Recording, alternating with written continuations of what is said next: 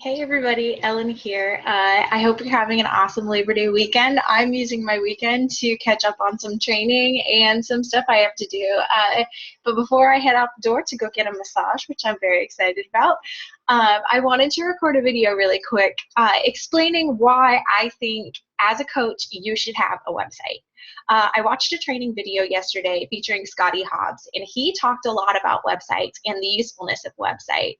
But I thought there was one important detail that he left out.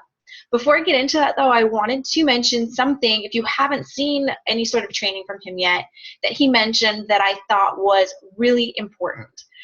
With YouTube and with websites, the difference between these sources as a coach versus using a Pinterest or a Facebook or a Twitter or something like that, some other social media source, is the people who are coming across your content on YouTube and with a website are directly searching for that information.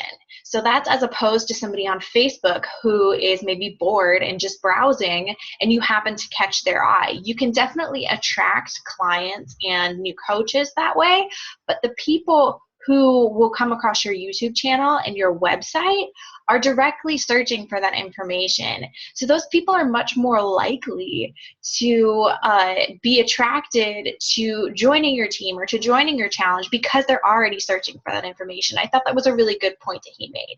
Something that he didn't touch on, however, is the idea that the content that you put on your website doesn't have to necessarily just be, value you're adding to those random visitors that come across your website. You can put content on your website that not only do you share with those visitors, but that can address frequently asked questions from your challengers and from your coaches. I use information from my website all the time with my challengers and with my coaches to help with certain things that they ask about constantly. So I'm going to show you a couple examples here. I'm going to share my screen with you. Just a second. Okay, so here I'm showing you an example of a meal prep post that I use all the time. So this is actually something that I share with my challengers before the challenge even starts, especially for those people who are very, very new at meal prepping. And it gives them an idea of what they can do ahead of time, some ideas of how to meal prep things. So, chopping up things ahead of time, pre-portioning, etc., and stuff that they can do and why it benefits them to meal prep. Oh, well, let me go to my next tab.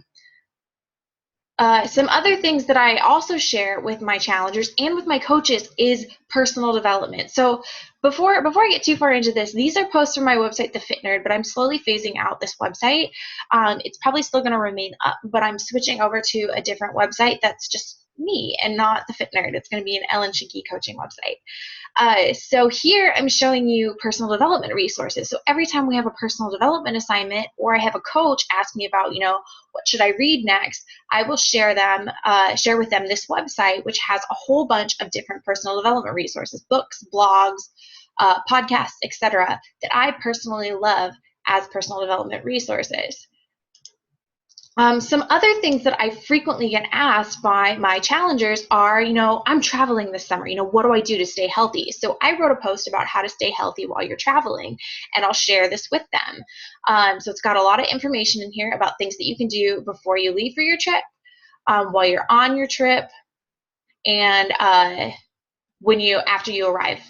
So that's just another idea of a post that you can put on your website. Also, how to stay healthy in college. I have tons of friends who are graduate students, or maybe they're finishing up their undergraduate degree, or they're in medical school or other professional schools. And the reason why I started this website is because of this idea that when you're in school, you tend to put self-care completely on the back burner. And I wrote this post because I was getting a lot of questions about what I do and things that people can implement into their own life to help them stay healthy and stay on top of their self-care and their goals while they're in school. So I wrote this post and I share this all the time with challengers, prospective challengers, or other coaches who are also students. Another thing I get often is, how to stay healthy when you go out to eat. So I wrote this post on some things that I do, and this actually includes tips from way back when I was on Weight Watchers. So you can take all of your life experiences and your and things that you've had success with and write up a blog post and put it on your website. And every time you get asked that question from then on, you can go and share that blog post with your coach or your client or your challenger. So I think that is something about a website that I personally found to be really, really useful. And I definitely think it is a huge reason of why you should also create a website. Creating a website is not that difficult. And in the future, I will go about showing you some of the different avenues you can take to create a website if you decide you want to.